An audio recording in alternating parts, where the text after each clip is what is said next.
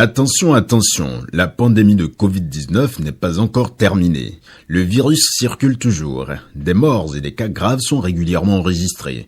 Que faire pour ne pas contracter le virus? Il faut respecter les gestes barrières, c'est-à-dire porter systématiquement le masque en tout lieu public et dans toutes les situations à risque. Éviter les regroupements. Observer la distance de sécurité d'1 mètre au moins entre individus. Se laver fréquemment les mains à l'eau et au savon ou les désinfecter avec du gel hydroalcoolique. Nettoyer régulièrement les surfaces ou objets avec lesquels les mains peuvent être en contact, à savoir table, téléphone portable, poignée de porte, volant ou guidon lorsqu'on n'est pas seul à conduire les véhicules ou que les objets sont manipulés par plusieurs utilisateurs. Pour tout savoir sur l'épidémie du coronavirus au Bénin, rendez-vous sur le site web www.gouv.bj/coronavirus. Ceci est un message du gouvernement de la République du Bénin. Bonsoir à toutes et à tous et bienvenue dans ce journal des régions. Je vous amène dans l'univers des startups, ces entreprises innovantes qui proposent des solutions technologiques en lien avec les besoins des populations et ceci dans différents domaines. Ces startups ou si vous voulez les jeunes pousses se comptent désormais au-delà de la centaine au Bénin. À l'occasion de la journée mondiale qui leur est dédiée, la rédaction vous propose ce reportage. Une idée novatrice, de la détermination, des ressources. Et c'est un rêve qui prend corps. C'est ainsi qu'elles naissent généralement start-up. Le mot start-up veut dire en anglais démarrer, donc qui vient de démarrer.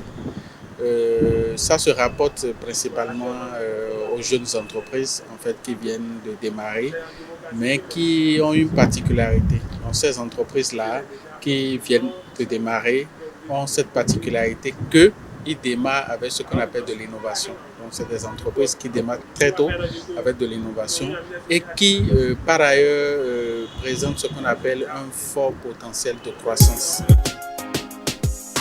Elles ont un fort potentiel de croissance et sont de véritables laboratoires d'innovation. Leur force réside dans leur organisation et leur fonctionnement plutôt flexible, ce qui leur permet d'opérer une croissance rapide dans un environnement concurrentiel. Au Bénin, elles se comptent au-delà de la centaine. Fidéon fait aussi partie de ces jeunes innovateurs. Il a créé sa start-up depuis quelques années déjà. Tout est parti d'une cause qu'il défendait.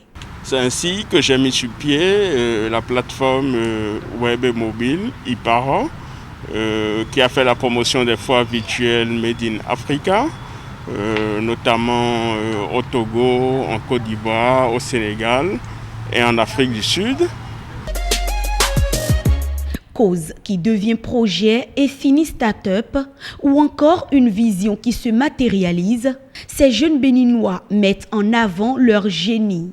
De leur talent et savoir-faire, ils créent des solutions souvent en lien avec les difficultés de leur communauté et ceci dans différents domaines.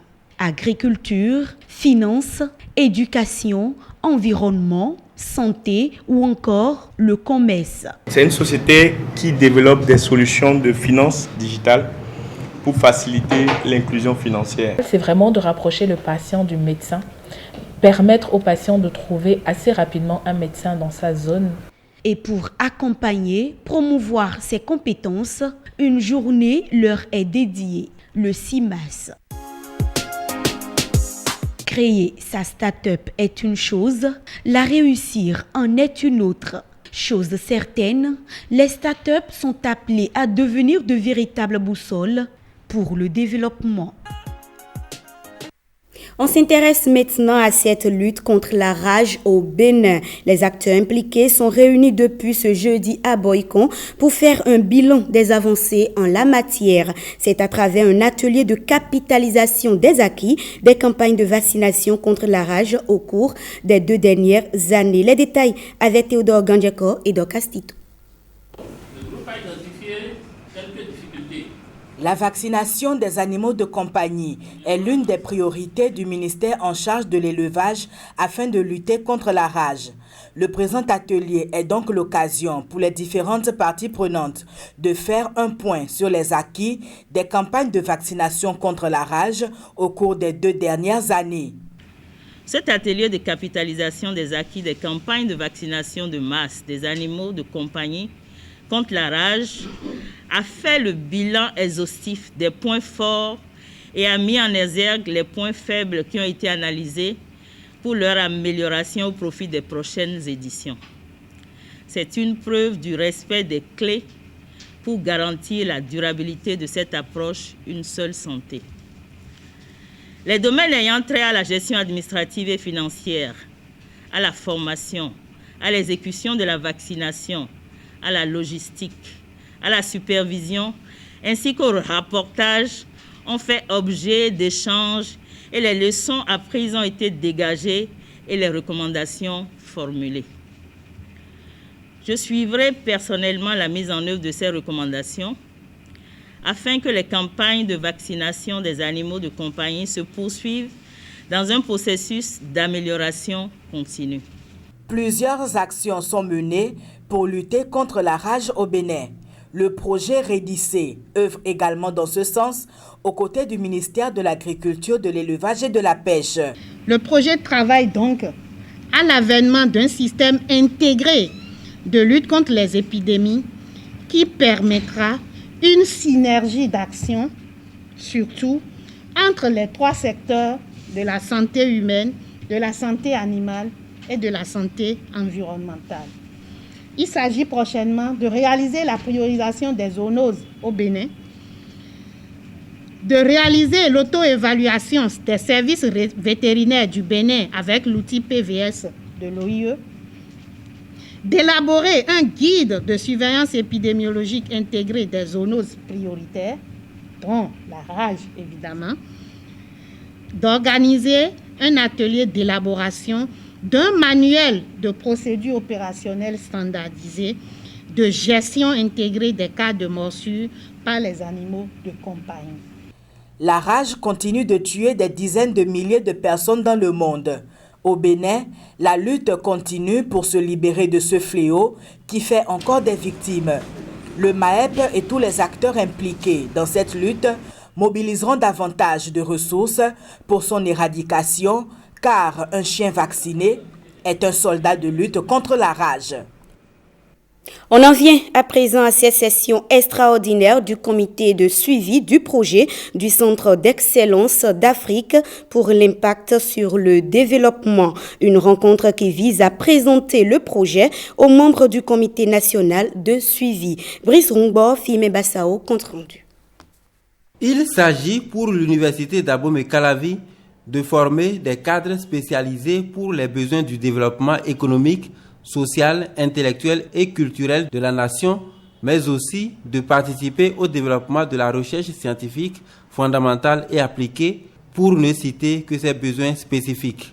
L'Institut de mathématiques et de sciences physiques, IMSP de Dambo, l'Institut national de l'eau, INE, et l'École polytechnique d'Abomey-Calavi, EPAC, ont été sélectionnés pour abriter respectivement les centres d'excellence en sciences mathématiques, informatique et applications, eau et assainissement, puis collège d'ingénierie en énergie, infrastructures de transport et environnement pour recevoir les fonds de la Banque mondiale. Le comité a été installé en décembre et à cette rencontre-ci, on leur explique la base de l'ensemble des projets pour qu'ils comprennent leur rôle, pour qu'ils comprennent ce que nous attendons d'eux, et nous espérons que avec le directeur de cabinet comme président de ce comité-là, le directeur sera la transition entre les centres et les différents membres du comité. Le choix de l'IMSP de Dambo n'est pas anodin.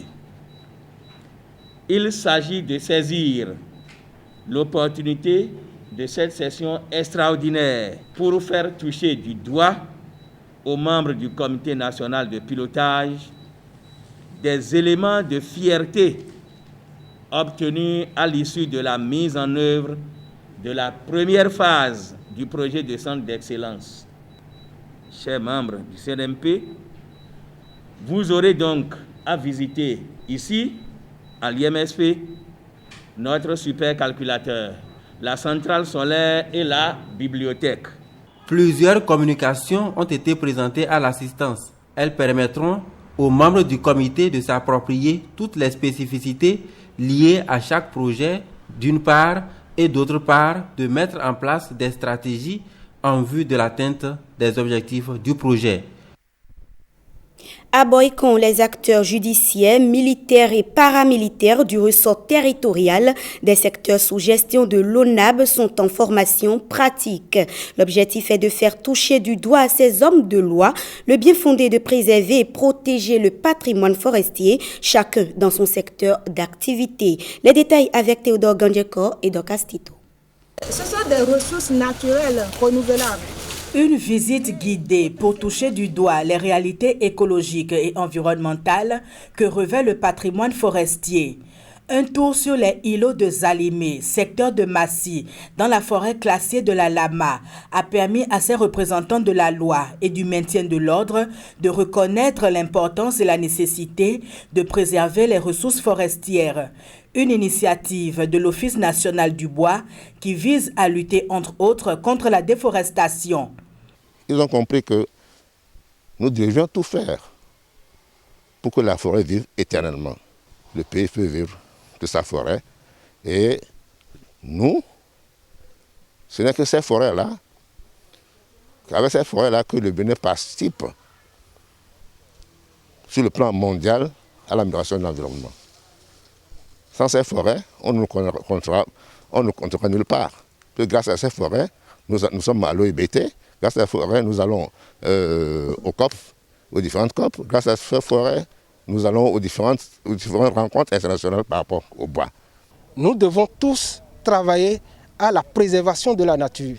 C'est dans ce sens que nous avons fait appel aux hommes de la justice, aux autorités judiciaires, pour qu'ils apprécient avec l'ONAB l'effort consenti en matière de gestion durable des forêts et toucher du doigt les difficultés que nous rencontrons en matière des facteurs qui contribuent à la destruction.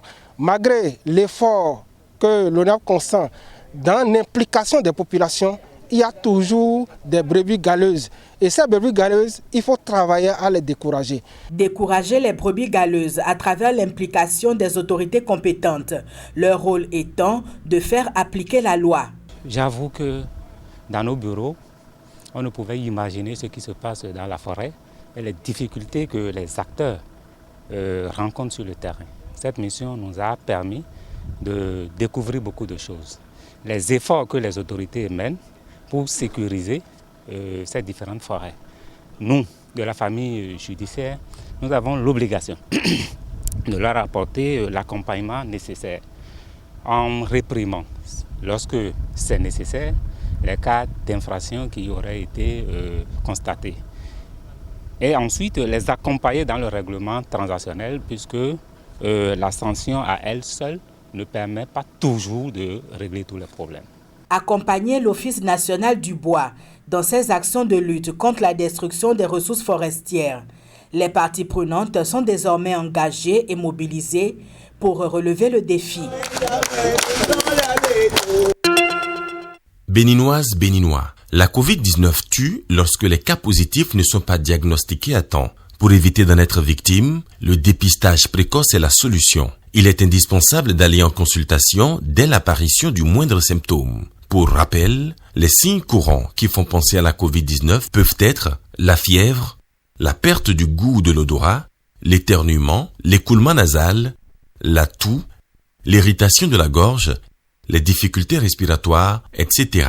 Dès l'apparition de l'un quelconque de ces signes ou de plusieurs à la fois, rendez-vous immédiatement dans l'un des centres de dépistage ouverts sur toute l'étendue du territoire national ou dans un centre de santé ou appelez le numéro vert 136. Pour tout savoir sur l'épidémie du coronavirus au Bénin, rendez-vous sur le site web www.gouv.bj/coronavirus. Ceci est un message du gouvernement de la République du Bénin.